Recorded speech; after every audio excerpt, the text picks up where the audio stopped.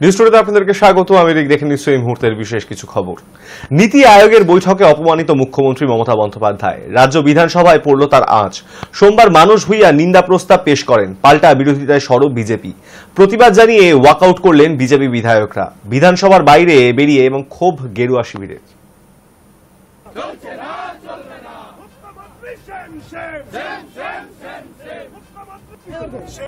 আমাদের মুখ্যমন্ত্রী মিথ্যে ভাষণে, অসত্য ভাষণে পটু।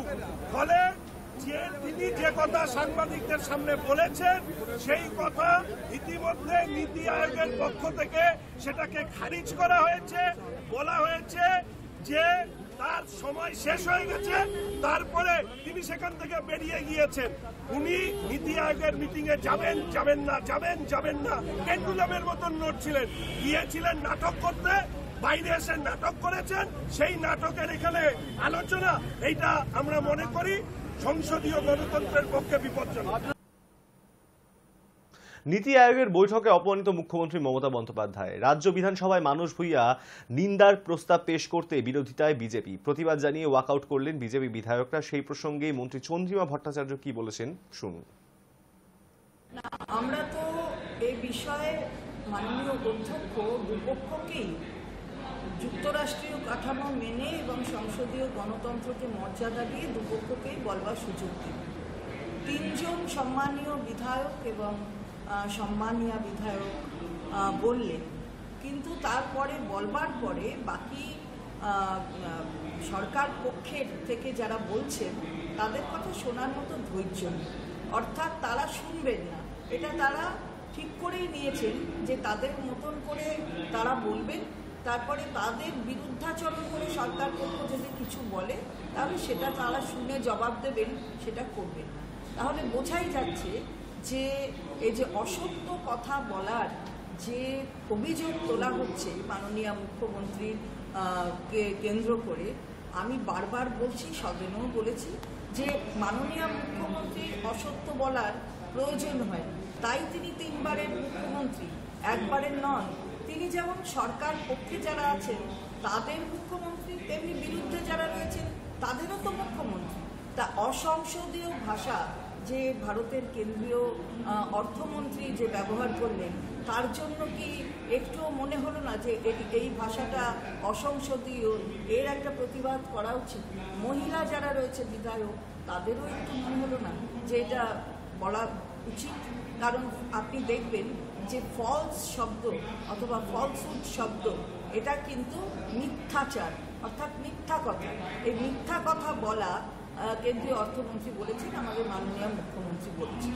তো মাননীয় মুখ্যমন্ত্রীর এই ধরনের কাজ করবার কোনো দরকার নেই, কারণ মিথ্যাচার করার কোনো প্রশ্ন নেই। তার কারণ, আর এই শব্দটা কিন্তু অত্যন্ত অপমানজনক এবং অসংসদীয়। সুতরাং যারা বলছেন তাদের শব্দ চয়নটাও কিন্তু শিখতে হবে। সেই শব্দ চয়ন যদি শিখতে হয়, তাহলে যদি শিখে থাকে তাহলে এই ধরনের শব্দ ব্যবহার করতে হবে। আর মমতা বন্দ্যোপাধ্যায়কে সবাই চেনে, বাংলার মুখ্যমন্ত্রী সারা ভারতবর্ষে নয় সারা পৃথিবীতে সবাই চেনে। সুতরাং সেই মুখ্যমন্ত্রীকে এই ধরনের আক্রমণ করা, তিনি বাইরে এসে অন্য কথা বলবেন যা ঘটেনি ভেতরে, এটা কখনো হতে পারে না। সংবাদ মাধ্যমকে তিনি যথেষ্ট শ্রদ্ধা জানান। এমন হতে পারে যে আমাদের বিপক্ষে সংবাদ মাধ্যমরা বলে, কিন্তু তার জন্য কোনোদিন সংবাদ মাধ্যমকে অমর্যাদা করেননি মুখ্যমন্ত্রী। মুখ্যমন্ত্রী এই চরিত্রের মানুষ, এবং তাই তো মানুষ তাকে তিনবার মুখ্যমন্ত্রী করেছে। তো আমরা এই যে ব্যবহার হলো, আজকে ব্যবহার করলেন বিরোধী পক্ষ, সেটা অনভিপ্রেত। কারণ মাননীয় অধ্যক্ষ সবাইকে বলার সুযোগ করে দিয়েছিলেন। আমাদের সরকার পক্ষে যদি কেউ বলতো, সেটা বলে, সেটা আর যদি উত্তর দেওয়ার থাকে তারা দিতে পারতেন। প্রতিদিন আচ্ছা, কাগজ যে ছিঁড়ে দেন, কাগজটা কার পয়সা? কার পয়সায় সরকার এই যে কাগজ তৈরি করে বিধানসভা, প্রত্যেক দিন ছিঁড়ে দেন এই কাগজগুলো।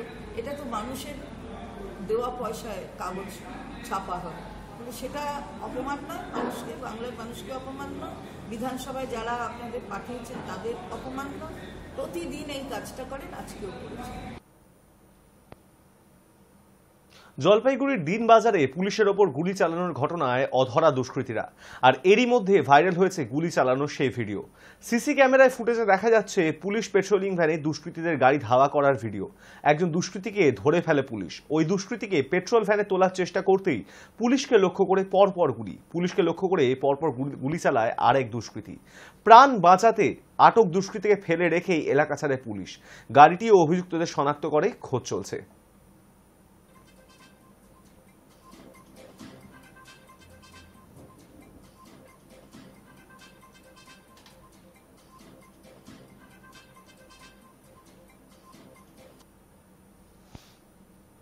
টলিপাড়া যেখানে সকাল থেকে সরগরম থাকতো ক্যামেরা অ্যাকশন, সেই টলিপাড়া আজ স্তব্ধ। পূর্ব নির্ধারিত সিদ্ধান্ত অনুযায়ী সোমবার থেকে অনির্দিষ্ট কর্মবিরতির পথে পরিচালকেরা। রবিবার রাতে বিজ্ঞপ্তি দিয়ে ডিরেক্টরস গিল্ড এ খবর জানিয়েছে। বিজ্ঞপ্তিতে লেখা, অধিকাংশ পরিচালক সদস্যের আবেগ ও মতামতকে গুরুত্ব এবং মান্যতা দিয়ে সংগঠনের কার্যকারী সমিতি 29 জুলাই থেকে যতদিন না পর্যন্ত পরিচালকদের সমস্যার সমাধান হচ্ছে ততদিন পর্যন্ত বাংলা ভাষার সমস্ত শুটিং ফ্লোরে সদস্যদের অনুপস্থিত থাকতে অনুরোধ করছে। বাংলা ভাষা ছাড়া অন্য ভাষার ক্ষেত্রে এই অনুরোধ প্রযোজ্য নয়।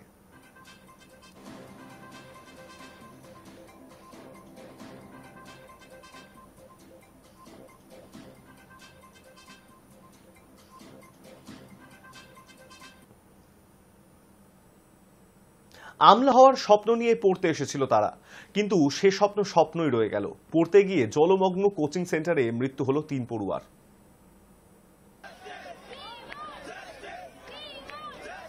কেউ তেলেঙ্গানা, কেউ উত্তরপ্রদেশ, কেউ আবার কেরলের বাসিন্দা। ইউপিএসসি পাশ করে আমলা হওয়ার স্বপ্ন নিয়ে দিল্লি এসেছিলেন। কোচিং সেন্টারে প্রশিক্ষণও নিচ্ছিলেন, কিন্তু আমলা হওয়ার স্বপ্ন পূরণ হলো না তাদের। কোচিং সেন্টারের বেসমেন্টে জল ঢুকে ডুবে মৃত্যু হয় তানিয়া সোনি, শ্রেয়া যাদব এবং নবীন ডেলভিলের। পশ্চিম দিল্লির রাজেন্দ্রনগরের রাউস আইএএস স্টাডি সার্কেল কোচিং সেন্টারে জলমগ্ন বেসমেন্টে আটকে পড়ে মৃত্যু হয় 3 পড়ুয়ার। তারপরেই দিল্লি জুড়ে বন্ধ করে দেওয়া হয় 13টি বেআইনি কোচিং সেন্টার। দিল্লি মিউনিসিপাল কর্পোরেশনের তরফে জানানো হয়েছে, ওল্ড রাজেন্দ্র নগরের ওই 13টি বেআইনি কোচিং সেন্টার নিয়ম বিরুদ্ধভাবে চালানো হচ্ছিল। রবিবার রাতেই সেই কোচিং সেন্টারগুলোর দরজা সিল করে দেওয়া হয়েছে। কিন্তু কি ঘটেছিল শনিবার সন্ধ্যায়? পশ্চিম দিল্লির রাজেন্দ্রনগরে Rau's IAS study circle coaching centre রয়েছে। সেখানে বহু পড়ুয়াই প্রতিযোগিতামূলক পরীক্ষার প্রস্তুতি নিয়ে থাকেন। বেসমেন্টে রয়েছে কোচিং সেন্টারের একটি লাইব্রেরিও। শনিবার সেখানেই পড়ছিলেন 30 থেকে 35 জন পড়ুয়া। আচমকাই বেসমেন্টে জল ঢুকে পড়ায় আটকে পড়েন পড়ুয়ারা। দমকলের কাছে খবর পৌঁছলে 5টি ইঞ্জিন পাঠানো হয়। উদ্ধার কাজে হাত লাগায় জাতীয় বিপর্যয় মোকাবিলা বাহিনী। কয়েকজনকে উদ্ধার করা গেলেও শেষ পর্যন্ত ডুবে মারা যান 3 পড়ুয়া। আর এই ঘটনার খবর প্রকাশ্যে আসতেই রবিবার গ্রেফতার করা হয়েছে কোচিং সেন্টারের মালিক এবং কোঅর্ডিনেটরকে। অভিযুক্তদের বিরুদ্ধে একাধিক ধারায় মামলা রুজু করা হয়েছে। এই ঘটনার পর থেকেই কোচিং সেন্টারের সামনে বিক্ষোভ দেখাচ্ছেন অন্য পড়ুয়ারা।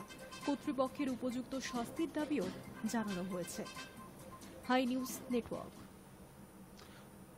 কাশ্মীরে তাপপ্রবাহের পরিস্থিতি তৈরি হয়েছে, আর এমন পরিস্থিতিতে সেখানকার ছোটদের স্কুল বন্ধ করে দিতে হয়েছে। স্থানীয় প্রশাসন সিদ্ধান্ত নিয়েছে আপাতত আগামী 2 দিন 5ম শ্রেণী পর্যন্ত ছাত্রছাত্রীদের স্কুল বন্ধ থাকবে।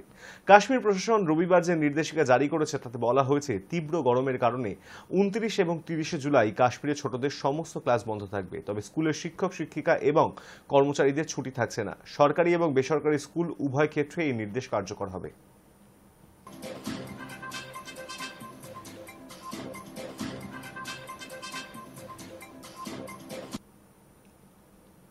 29 জুলাই মোহনবাগান দিবস। সবুজ মেরুন ভক্তদের কাছে আবেগের দিন, আর সেদিনই নতুন মরশুমের প্রস্তুতি নেমে পড়ল মোহনবাগান। দলের নতুন তারকা জেমি ম্যাকলোরেনকে বরণ করল সবুজ মেরুন ভক্তরা। নতুন মরশুমে কোচের ভূমিকায় দেখা যাবে হোসে মলিনাকে। প্রথম অনুশীলনের দিনেই পুষ্প বৃষ্টিতে তাকেও বরণ করে নিয়েছে মোহনবাগান সমর্থকরা।